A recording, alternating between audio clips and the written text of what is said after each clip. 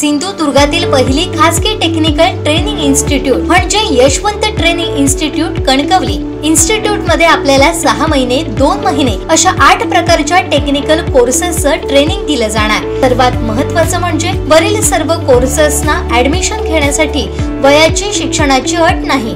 अधिक माहितीसाठी संपर्क ऑफिस 78 87 31 66 71 आणि 94 20 20 61 90।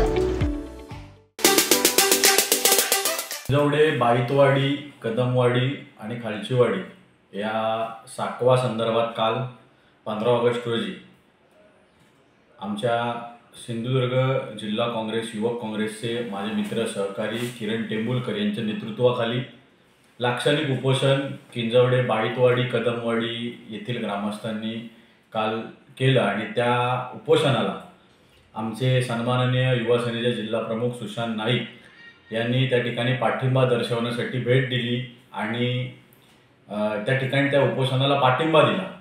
परंतु मीडियाच्या माध्यमातून ही बातमी जेव्हा व्हायरल झाली ती बातमी बघून किंजवडेचे स्थानिक सरपंच आणि भारतीय जनता पार्टीचे माजी तालुका प्रमुख किंजवडेकर संतोष यांना पोटसूळ उठला आणि त्यांनी एक पत्रकार परिषद आज घेतली आणि त्यांनी सुशांत नाईक यांच्यावर टीका केली।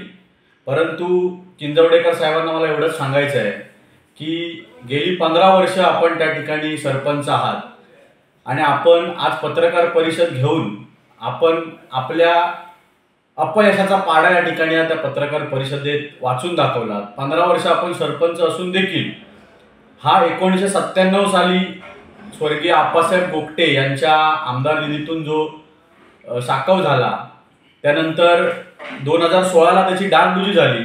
परंतु आपण 15 वर्ष सरपंच असून देखील त्या ठिकाणी तो अद्ययावत साकव किंवा ब्रिज त्या ठिकाणी करू शकलात नाही। आपलं अपयश आहे हे आपण मान्य केलं पाहिजे। त्या ठिकाणी शांततेच्या मार्गाने आंदोलन चालू असताना, उपोषण चालू असताना आपली साधी आपण नैतिकता दाखवली नाही की त्या आंदोलनाला पाठिंबा द्यायला हवा, तिकडे जाऊन त्या ग्रामस्थांची समजूत काढायला हवी, एवढी नैतिकता देखील आपल्याकडे नाही आणि आपण या ठिकाणी सुशांत नाईक यांच्यावर टीका करताय। गेली 15 वर्ष या ठिकाणी आपण सरपंच आहात। भारतीय जनता पार्टीची जिल्हा परिषद, पंचायत समिती याच्यावर सत्ता आहे। गेली कित्येक वर्ष किंजवडा जिल्हा परिषद ही भारतीय जनता पार्टीच्या ताब्यात आहे, तरीही त्या ठिकाणी कुठलाही विकास या ठिकाणी अद्ययावत विकास जिल्हा परिषदेच्या माध्यमातून किंवा ग्रामपंचायतीच्या माध्यमातून आपण करू शकलात नाही, हे आपलं अपयश आहे।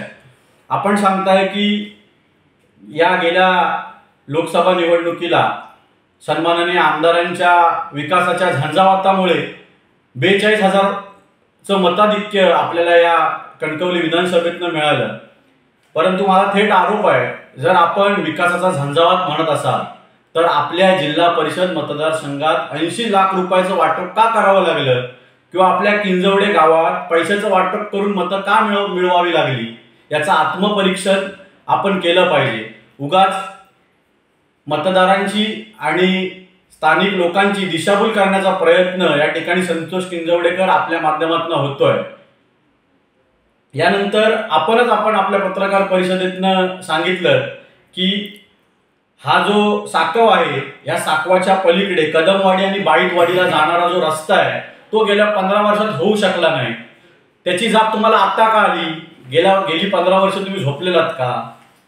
आणि एक गोष्ट लक्षात ठेवा किंजवडेकर साहेब, सुशांत नाईक यांच्यावर आपण टीका करताना म्हणालात की कणकवली नगरपंचायतची नगरसेवकची तुम्हाला तिकीट मिळते का, उमेदवारी मिळते का हे बघा, पण याची काळजी किंजवडेकर तुम्ही करू नका। सुशांत नाईकांना नगरसेवक करायचं आहे की आमदारकीची तिकीट द्यायची आहे हे शिवसेना उद्धव बाळासाहेब ठाकरे पक्ष ठरवेल। आणि सुशांत नाईकांवर तुम्ही शंका घेताय ना, त्यात सुशांत नाईकांनी तुमचे जिल्हाध्यक्ष राजन तेली यांचा जिल्हा बँकेत वन साइड पराभव केलेला हे विसरू नका आणि त्याची पुनरावृत्ती लवकरात लवकर होईल।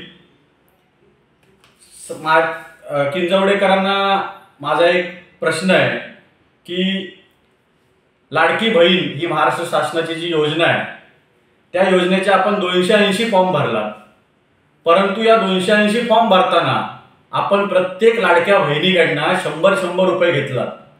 याचा हिशोब तुम्हाला लवकरच द्यायला लागेल आणि त्याच्यासाठी आम्ही तहसीलदार आणि BDO मॅडमकडे या सगळ्या प्रकरणाची चौकशीसाठी लवकरच पत्रव्यवहार करणार आहोत.